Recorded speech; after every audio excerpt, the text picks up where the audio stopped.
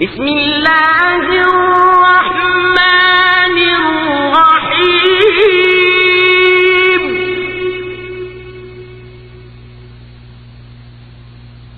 ألم تر كيف فعل ربك بأصحاب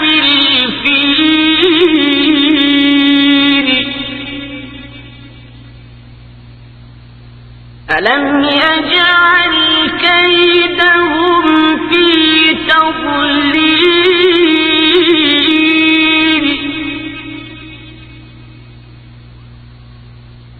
وأرسل عليهم طيرا أبابيل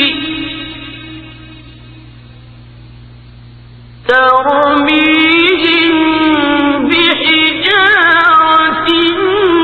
من سجيل فجعلهم كعصف مأكول. Subscribe, like, share and comment to our YouTube channel.